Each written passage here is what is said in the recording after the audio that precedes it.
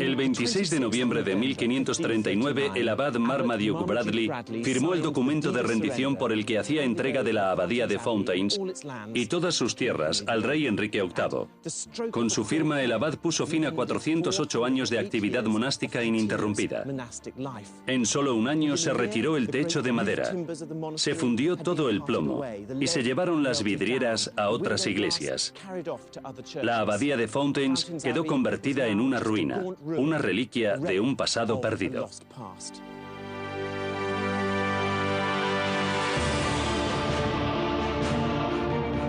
Antes de la disolución, Gran Bretaña era una tierra dividida. 2/3 de la isla estaban bajo el control de castillos que pertenecían al rey y a la nobleza. El otro tercio estaba dominado por los monasterios. Esta es la historia de un mundo perdido, la Gran Bretaña medieval.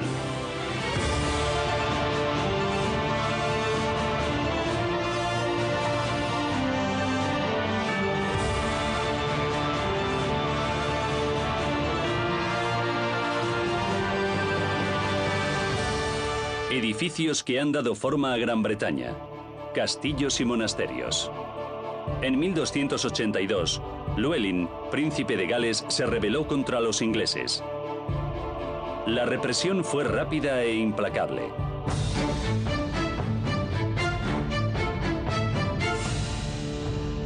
De lo que aquí ocurrió surgió la Gran Bretaña que conocemos hoy en día. El rey Eduardo I se veía a sí mismo como el rey Arturo, rey de Gran Bretaña, y no solo rey de Inglaterra. Eduardo se pasó su reinado intentando convertir este sueño en una realidad. Empezó por aquí, por Gales, aplastando la rebelión liderada por el príncipe Llewellyn ap Griffith. Su victoria sobre los galeses desencadenó una extraordinaria campaña de construcción, la más grande y dinámica desde la conquista normanda. Un cinturón de castillos en torno al bastión galés de Snowdonia. De entre todos ellos, uno destacaba sobre todos los demás por su importancia, su poder y su simbolismo. Era este, el castillo de Carnarvon. El castillo de Carnarvon era el más grande de los que Eduardo I mandó construir y estaba destinado a ser la residencia de un nuevo príncipe de Gales inglés.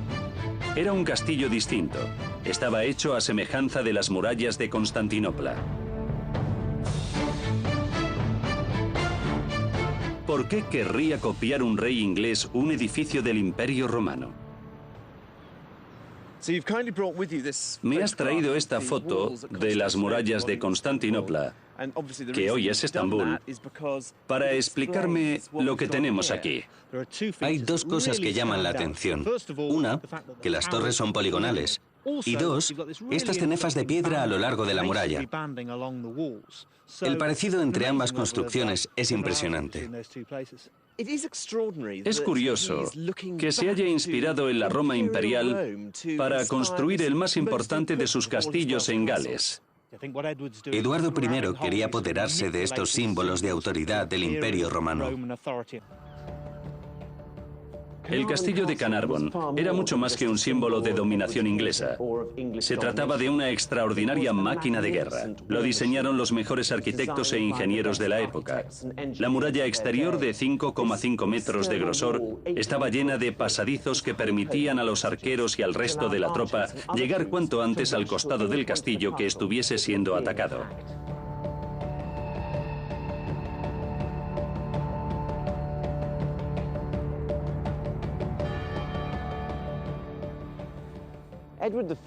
Eduardo I quería construir algo más que un castillo. Carnarvon iba a ser la capital política, administrativa y judicial de la zona. Y también quería darle un marcado carácter comercial una vez se establecieran allí los mercaderes ingleses. Su intención era crear un enclave político, social y militar inglés en el corazón de Gales. Eduardo I construyó 4 castillos más a un día de marcha de distancia para tener a la resistencia galesa controlada. Estaban todos a la vanguardia militar internacional. En el castillo de Harlech, el enemigo tenía que atravesar 3 portales enrejados para penetrar en la fortaleza, mientras los soldados arrojaban agua hirviendo sobre sus cabezas.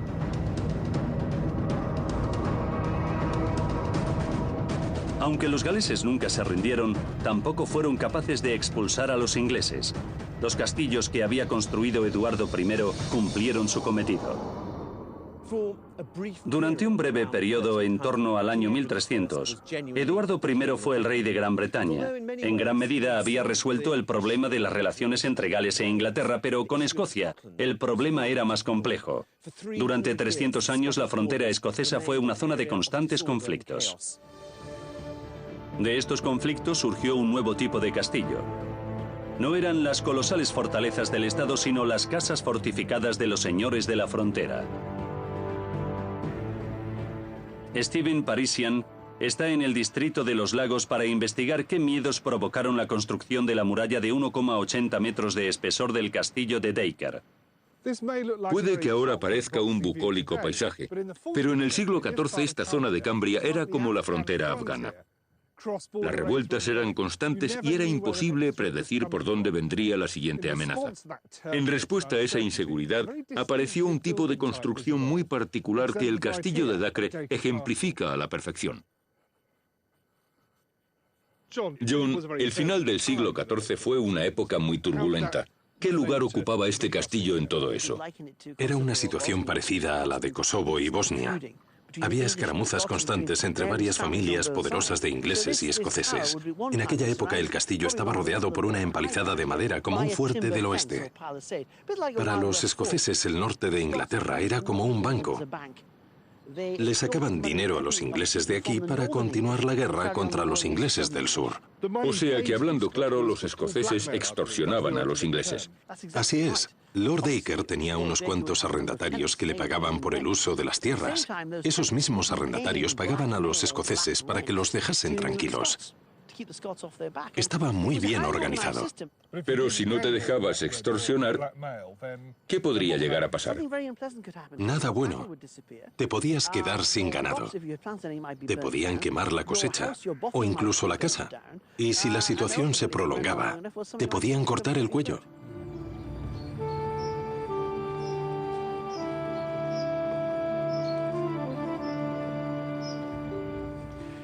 Esta escalera de caracol está encastrada en el muro.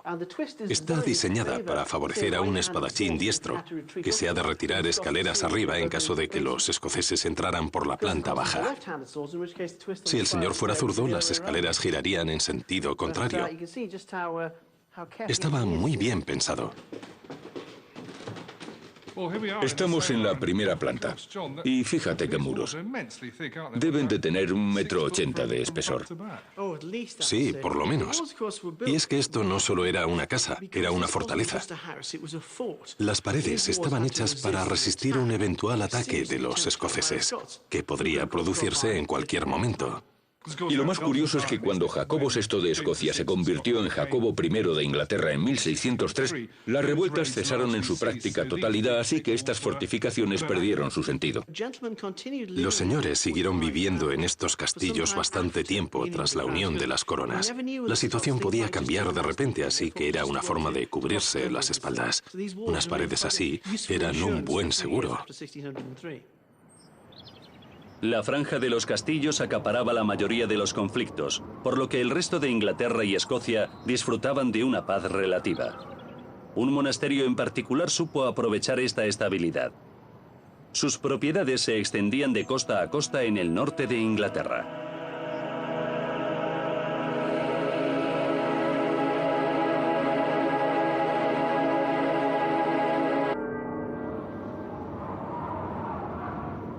A mediados del siglo XII, en las tierras desamparadas del norte de Yorkshire, tuvo lugar un hecho extraordinario.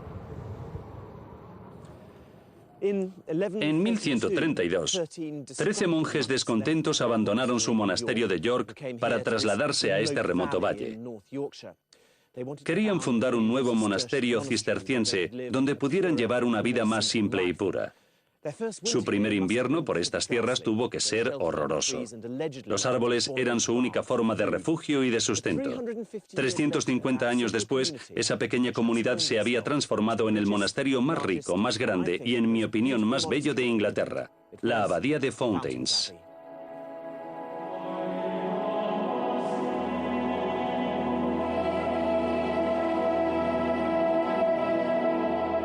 Para apreciar el aislamiento de este monasterio, lo mejor es verlo desde el aire.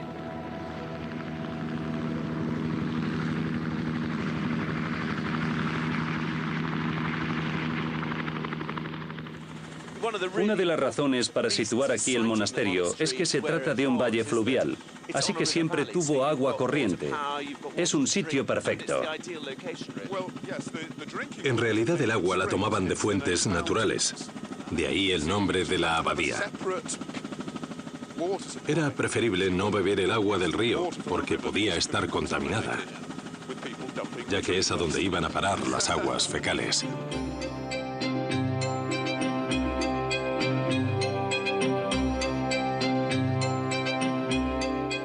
Antes de que se instalara aquí la abadía, este era un valle virgen.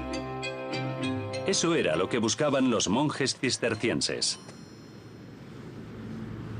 Vivían de espaldas a la civilización. Consideraban que la naturaleza era un don divino y llevaban una vida austera y disciplinada. Sus primeras construcciones eran un reflejo de esa simplicidad. Y tan simple. Fíjate cómo este chaflán se va ensanchando hacia el final. Este edificio era el dormitorio, que debía ser de una sencillez absoluta, ¿no? Tanto los monjes como el abad dormían directamente sobre el suelo de madera en un jergón de paja. Pero la sencillez no duró mucho. El monasterio comenzó a extenderse y a prosperar. Necesita más espacio para albergar a los cientos de hermanos legos que cultivaban los campos y que pastoreaban las 12.000 ovejas que poseía el monasterio. Se construyó un gigantesco dormitorio y para ganar espacio se desvió 26 metros el cauce del río. Por muchas abadías que hayas visto, la talla de este dormitorio te deja con la boca abierta. Es descomunal. Hacia finales del siglo XII, el número de monjes creció de forma espectacular. Así que tuvieron que tirar las antiguas dependencias y construir esto, que es el mayor dormitorio de Inglaterra. ¿Se podría calcular cuánta gente habrá dormido aquí? Yo hice una estimación del número de camas que se podrían poner. ¿Y cuántas eran? Unas 200. Eso es mucha gente. Sí. Siempre que visitas un monasterio, la parte más interesante suelen ser los retretes. Es verdad. Aquí estaban las letrinas que utilizaban los monjes. Eran 200 personas, así que necesitaban unos cuantos retretes. Como ves, está construido directamente sobre el río. Y en 2 niveles. Ahí abajo hay una serie de arcos que servían de cubículos individuales para usar durante el día. Por la noche venían aquí, donde había 2 filas de asientos que daban al río, una sobre cada canal. Habría unos 50 retretes en total. Estarían un poco apretados si venían todos al mismo tiempo. Sí. Y para que quede claro, los retretes de arriba no estaban justo encima de los de abajo, ¿verdad? No, estaban escalonados.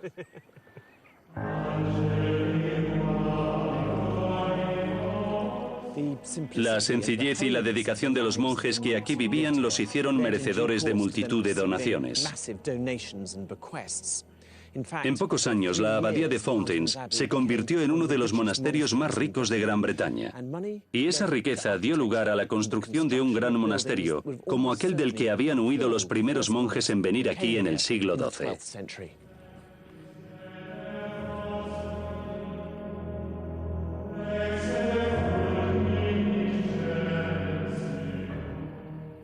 Aún así, no se abandonó esa idea de sencillez. Sí, el monasterio sigue siendo bastante parco, pero es más complejo que los anteriores.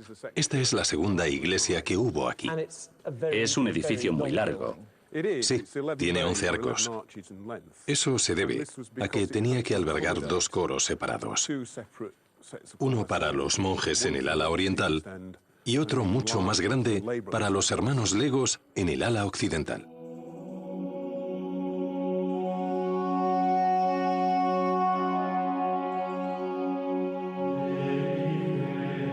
En el siglo XV, el ventanal oriental de la iglesia fue sustituido por otro mucho más moderno y extravagante.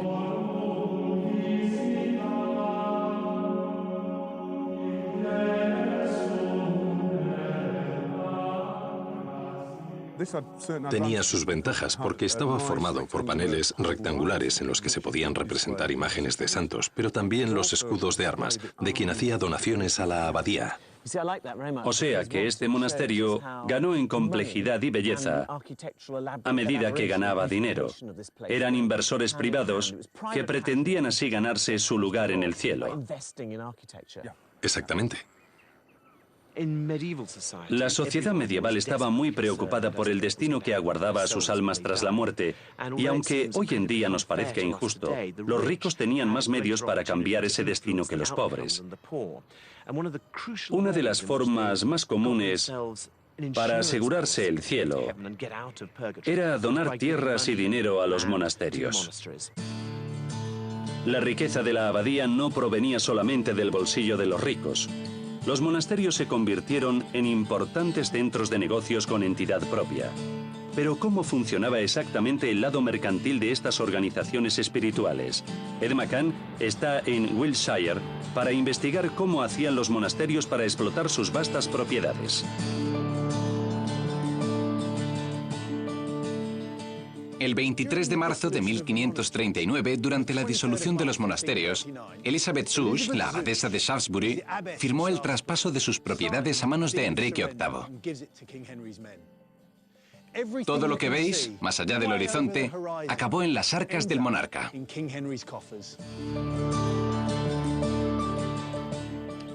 La abadía era el centro de la comunidad monástica, y tras la disolución, a diferencia de lo que pasó con la abadía de Fountains, el monasterio desapareció. Y para que veáis que en el siglo XVI ya existía el reciclaje, a medida que lo desmontaron, utilizaron los materiales para construir el pueblo de Shaftesbury. Desgraciadamente, eso significa que apenas queda nada que estudiar.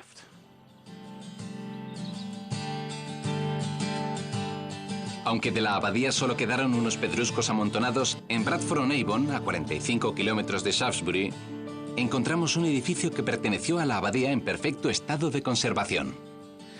El granero de una abadía dice mucho de su importancia. Y para la época, este de aquí era gigantesco. El edificio presenta contrafuertes que bien podrían ser de una catedral, normal, ya que lo más probable es que quien lo diseñó fuera un constructor de catedrales. Sin embargo, mi ojo crítico me dice que quien hizo este porche era un incompetente. Este porche está inclinado hacia un lado, seguro. ¿Es verdad? ¿Qué pasaría? Tuvieron un percance durante la construcción. Si te fijas en el arco superior, se ve que está bastante achatado. Supongo que cuando retiraron los apoyos, este pilar cedió, y para arreglarlo construyeron el arco inferior. Colocaron esos bloques en forma de cuña y siguieron a partir de ahí. O sea que el problema surgió durante la construcción. Me apostaría lo que hiciera falta, y más si sale de tu bolsillo. ¿Y estos se dedicaban a construir catedrales? Un granero se las trae. Los carros entraban por aquí al lugar donde se trillaba la mies. ¿Qué es este? Menuda techumbre. Es fantástica. ¿Es original? Sí, un estudio científico reveló que databa de mediados del siglo XIV. El granero de Bradford-on-Avon formaba parte del entramado empresarial de la abadía de Shaftesbury.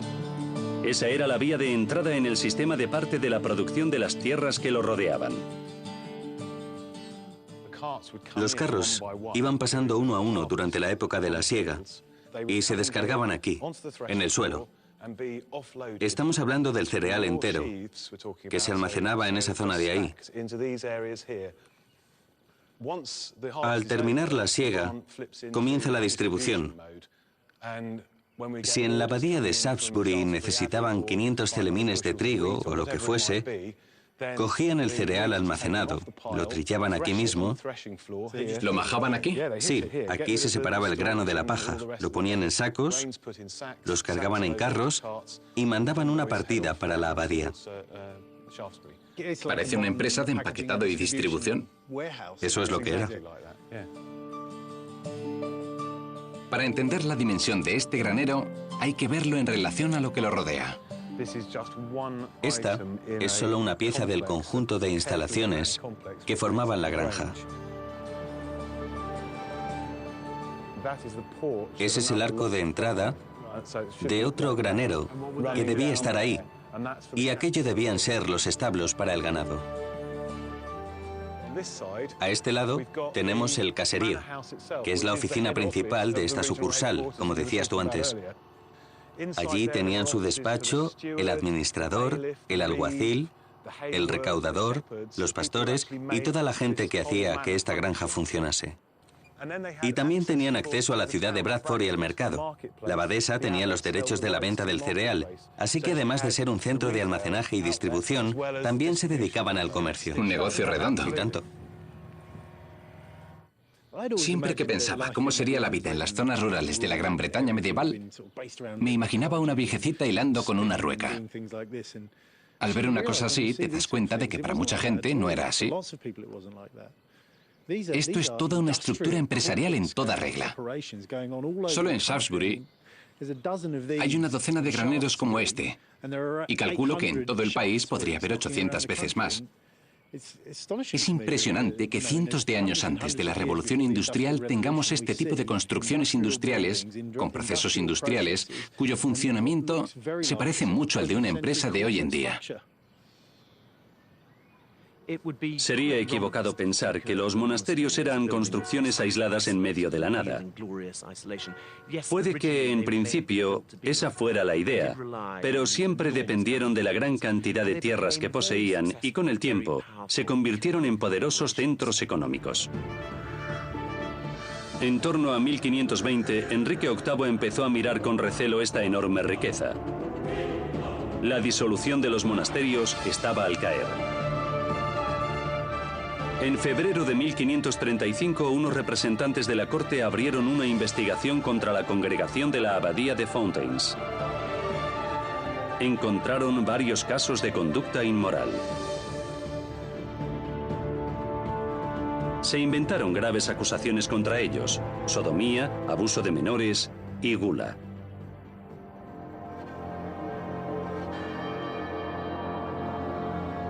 La abadía de Fountains y sus propiedades, así como los 800 monasterios que existían en Gran Bretaña, pasaron a manos de la corona. La época de los monasterios había llegado a su fin.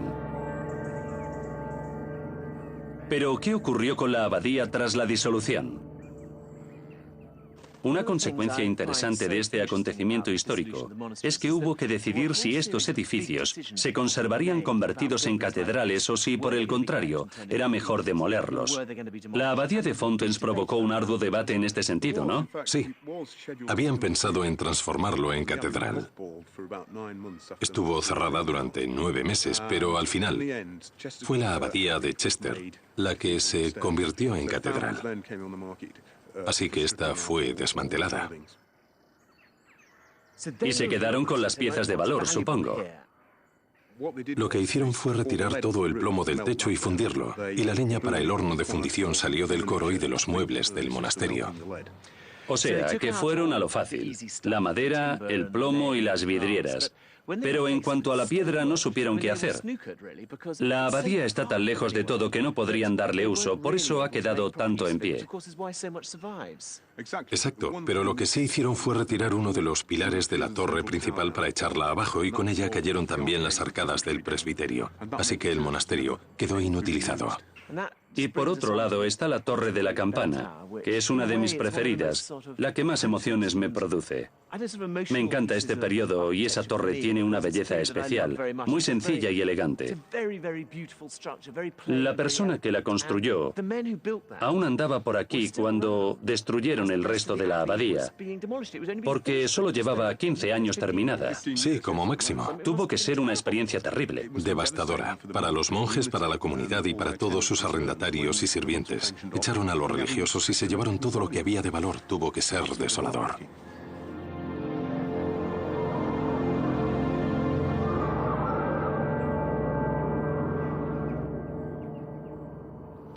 La disolución de los monasterios fue una catástrofe cultural, artística y arquitectónica.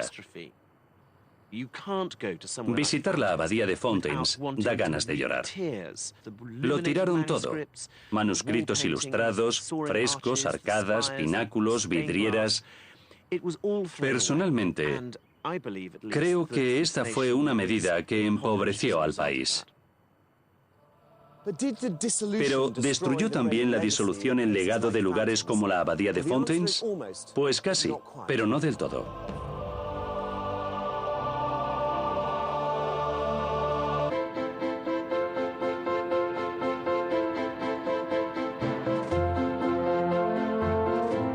Antes de la disolución, la catedral de Norwich era un monasterio parecido a la abadía de Fountains, solo que este sobrevivió.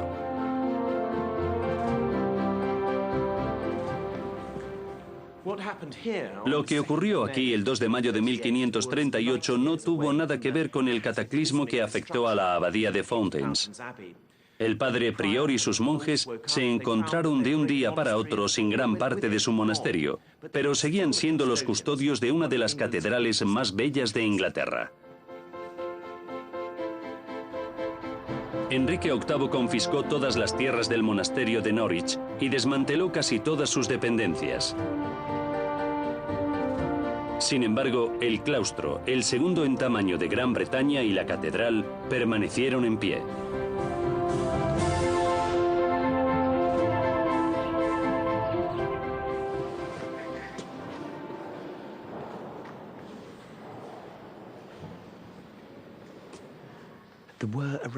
Al comienzo del reinado de Enrique VIII, había unos 800 monasterios. Para cuando murió solo quedaban 16. De esos 16, 8 eran ya catedrales. En esos casos, se disolvía la congregación pero se conservaba la catedral, que es lo que pasó aquí, en Norwich.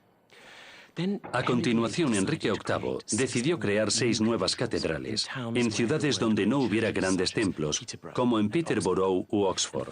Además, creó también 2 colegios universitarios. Aparte de esos 16 templos, la cultura monástica que se había creado en Inglaterra a lo largo de 600 años fue desmantelada por un solo hombre.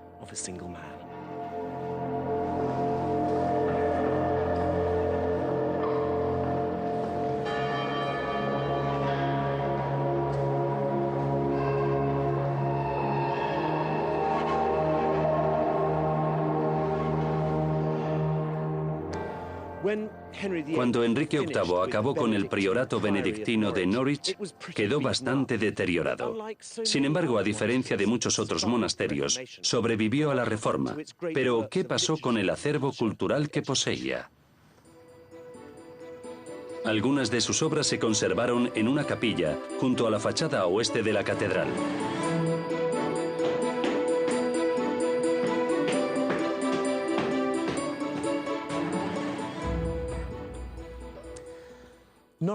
Al ser disuelto el monasterio de Norwich, surgió el problema de qué hacer con su escuela monástica. Enrique VIII decidió volver a fundarla en 1538. Los monjes serían los profesores del centro y esta preciosa capilla del siglo XIV, el aula.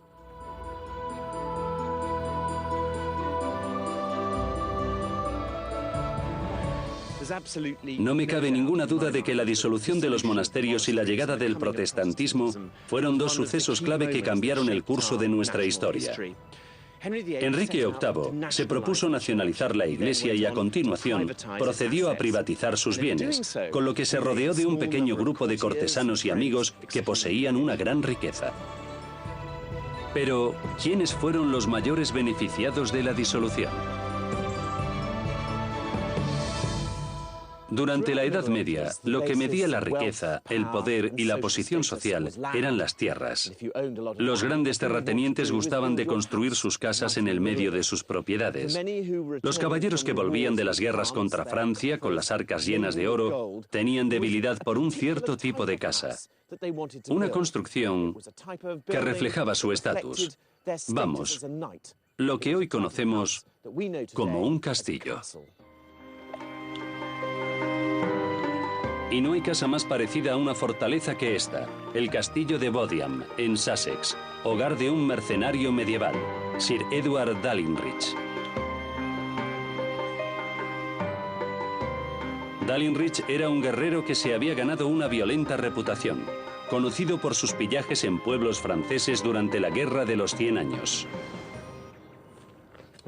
Lo que me encanta es que es el típico castillo de postal, y sin embargo hay una gran controversia al respecto, ¿verdad? Sí, es un tema muy polémico. Parece un castillo perfecto, pero la verdad no está claro si es un castillo o no. ¿El debate se centra en torno a la función del edificio o hay algo más?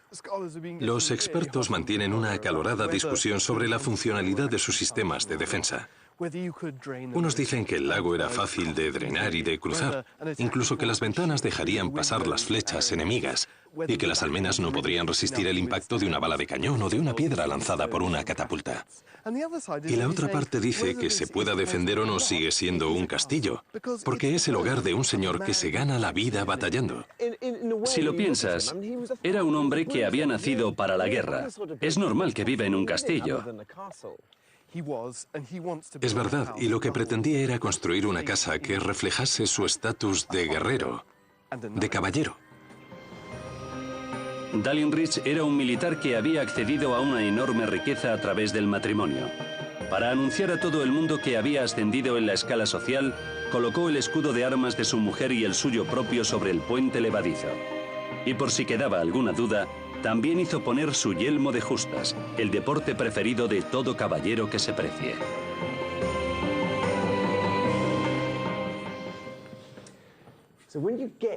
Al entrar en el castillo, da la impresión de estar en el jardín de una vivienda. Sí, el espacio está muy bien aprovechado. A este lado estaba la capilla y a continuación los aposentos de Dalinrich, una construcción de 2 pisos con chimeneas en las estancias principales. Dalinrich empleó elementos tradicionalmente defensivos como meros motivos decorativos. Por extraño que parezca, hasta puso almenas en las chimeneas. En mi opinión, la clave para comprender el carácter del castillo de Bodiam está en el paisaje que lo rodea. No se construyó en una buena posición defensiva, ya que está rodeado de colinas de poca altura. Tiene un terreno para celebrar justas al lado, y el foso no sirve para defender el castillo, sino para que éste se refleje en sus aguas. En resumidas cuentas, se parece más a las mansiones que se construyeron en la campiña inglesa en el siglo XVIII. A pesar de su fama de rudo guerrero, este hombre quería disfrutar de la vida. Le gustaba ir de paseo con su esposa, salir de caza, darse una vuelta junto al lago y ver su castillo reflejado. Le iba el lujo. Y el castillo expresa a través de su arquitectura su identidad, su función y su clase social. El castillo de Bodiam no era un caso único. De hecho, era una tendencia generalizada en todo el país. En el siglo XV, todo noble ansiaba tener un castillo. La historiadora Anna Kay está en Keistar, en el condado de Norfolk, para investigar uno de los castillos más disputados de la Gran Bretaña medieval. En 1459, John Paston heredó el castillo de Keistar de su vecino y amigo, Sir John Falstolf. Sin embargo, el castillo tenía muchos pretendientes que también reclamaban la herencia. Entre ellos estaba el duque de Norfolk, que llegó a sitiar la fortaleza. Pero, ¿qué intereses tenía Norfolk, uno de los nobles más poderosos del reino, en un lugar como este? Hoy en día, Anglia Oriental parece una zona bastante tranquila, pero en el siglo XV no era así.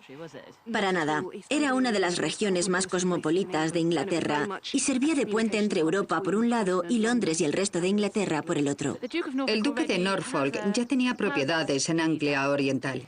Sí, su familia poseía un castillo en Suffolk, pero a mediados del siglo XV ya tenía 300 años. Era frío, había muchas corrientes de aire y ya estaba pasado de moda. Así que no podía dejar pasar la oportunidad de hacerse con un lujoso castillo en una de las zonas más importantes de Norfolk. Sobre todo porque no tenía muchas propiedades en este condado. ¿Y cómo se atreve a plantarse con 300 hombres para tomar por la fuerza el castillo de otro? No es un método muy ortodoxo que digamos. En 1469 era el momento perfecto para intentar algo así, porque acababa de estallar la segunda fase de la Guerra de las Dos Rosas, y el rey Eduardo IV se había encerrado en una de las fortalezas de su primo, el conde de Warwick. Así que, aprovechando que el rey está ocupado con otros asuntos, Norfolk se hizo con el control del castillo de Keistar. Exacto.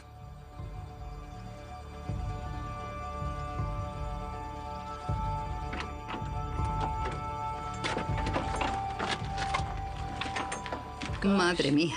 Supongo que aquí había una habitación en cada planta. Sí, cada una con su propia chimenea.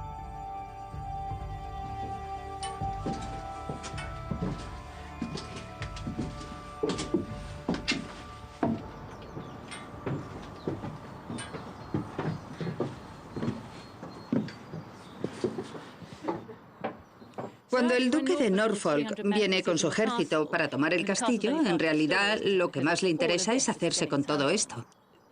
Estas tierras representaban una enorme riqueza. No solo suponían una fuente de ingresos, sino que le daban una posición social y poder político, porque el señor controlaba a la gente que vivía en sus propiedades. Al final es la historia de siempre. Lo importante no era tanto el dinero que uno pudiera tener, sino saber invertirlo en terrenos y propiedades inmobiliarias. Sí, había una competencia salvaje por las propiedades, y un castillo como este podía desencadenar encarnizadas luchas. Al visitar el castillo de Keistar, podría parecer que los límites de la fortaleza terminan aquí, en el foso. Sin embargo, analizándolo más detenidamente, nos daríamos cuenta de que el castillo no representa más que un puntito en el vasto conjunto de propiedades que controlaban. A gente como Fastolf, Paston o Norfolk no le interesaba tanto el castillo en sí, porque el verdadero poder lo daban las tierras. Los señores feudales tenían poder absoluto sobre los campesinos que trabajaban en sus propiedades. Un poder del que a veces abusaban. Stephen Parisian se encuentra en Warren Percy, en el condado de Yorkshire. Hace 750 años, Warren Percy era un ajetreado pueblo medieval. Detrás de mí estaba la iglesia parroquial. Allí se encontraba el horno del pan, justo al lado del molino.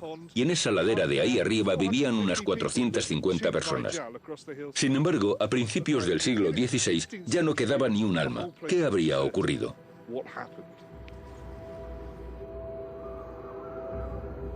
Durante muchos años se creyó que la peste negra había diezmado a la población.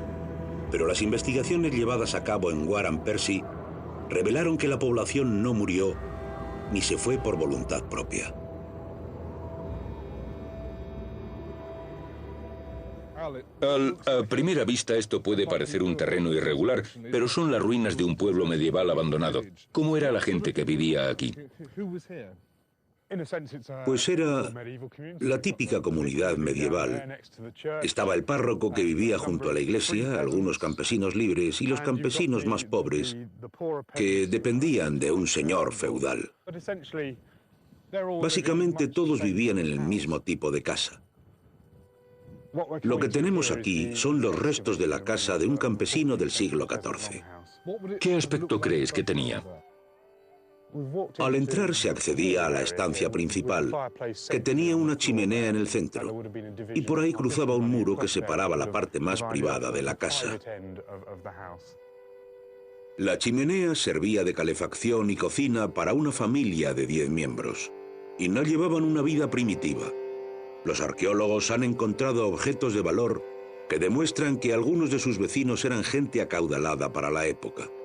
De hecho, algunos de estos objetos bien podrían estar en una casa de hoy en día. Pero aquí no solo vivían humanos.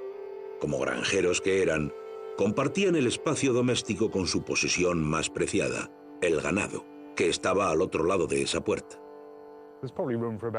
Habría sitio para unas 8 o 10 cabezas de ganado, y como el terreno está un poco inclinado, la orina y demás excrementos saldrían directamente a la calle. Debía echar una buena peste. Sí, pero el ganado también era una fuente de calor, así que tenía sus ventajas y sus inconvenientes. Vamos a salir por la cloaca.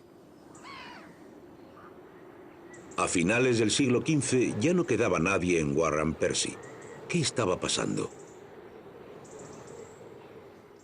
¿Por qué se quedó desierto este pueblo? Creo que se puede explicar con una sola palabra: las ovejas. ¿Las ovejas eran más rentables que la agricultura? Exacto. A principios del siglo XVI, los campesinos le daban muy pocas ganancias al propietario de las tierras, mientras que la lana de las ovejas da mucho dinero. Y solo hace falta un pastor para cuidarlas. ¿Y qué pasó con todos los campesinos que tuvieron que abandonar el pueblo? ¿A dónde fueron? Desde nuestra perspectiva, es muy difícil imaginarse lo dura que debió haber sido esa situación para los campesinos. Se sentirían completamente desprotegidos. Ya no tenían sus tierras ni nada en qué apoyarse. Siempre habían vivido aquí, no conocían otro lugar. Y de repente les dicen que se tienen que marchar. Lo perdieron todo. El sentido de su existencia, su medio de vida y su identidad incluso. Menudo panorama.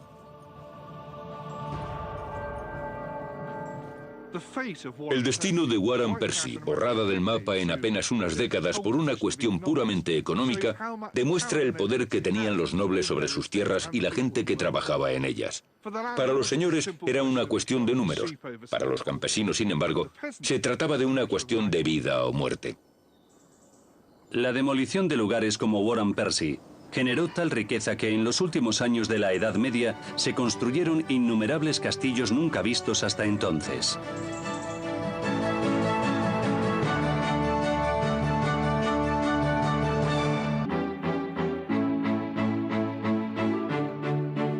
Gracias a los grandes beneficios que les aportaban sus propiedades, la nobleza construía castillos cada vez más elaborados.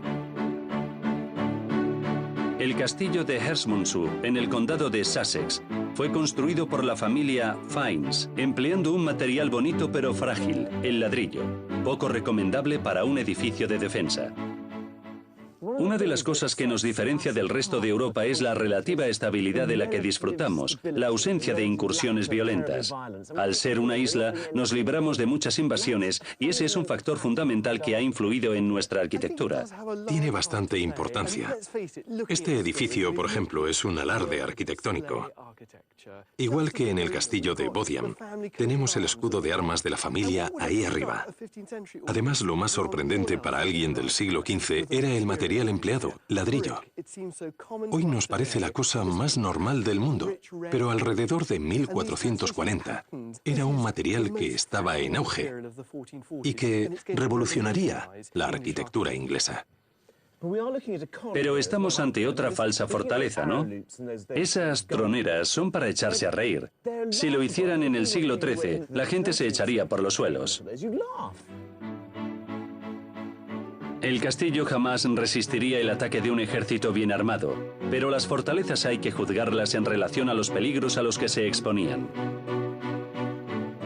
En la Inglaterra del siglo XV, los mayores conflictos no pasaban de pequeñas revueltas. El castillo de Herstmonceux era más que suficiente para mantener a raya a unos cuantos campesinos furiosos armados con horquillas y guadañas.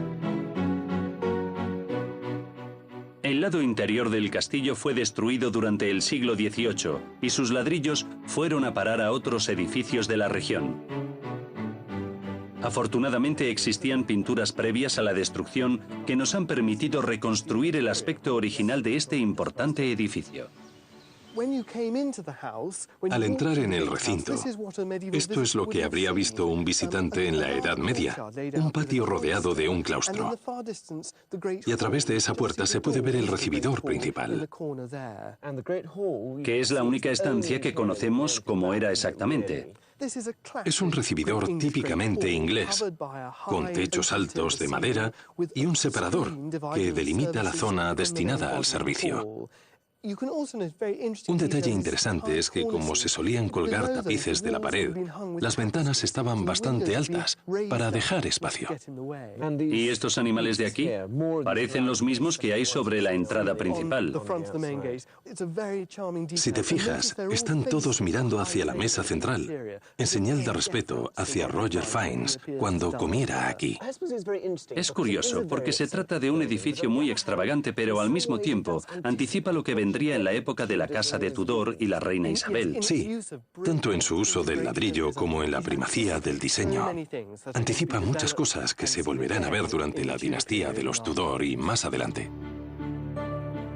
A la nobleza que vivía en los castillos de Gran Bretaña le vino muy bien la disolución de los monasterios. La transferencia de tierras de la Iglesia a manos de la aristocracia por mediación de la corona supuso un gran cambio para toda la sociedad.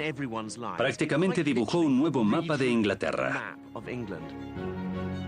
La riqueza de los monasterios pasó, se había privatizado y con ella el espíritu creativo que los había levantado. Ahora la innovación arquitectónica ya no dependía de la Iglesia, sino de la corona y de la aristocracia. En lugar de construir anticuados castillos como el de Carnarvon o el de Bodiam, la clase rica quería crear algo nuevo. El diseño del castillo de Herstmonceux, con sus muros de ladrillo, sus torretas y sus ventanales, se convirtió en un modelo a seguir para palacios como el de Hampton Court, de Enrique VIII. La disolución de los monasterios sentó la base de una nueva era, la de las grandes mansiones de la campiña británica.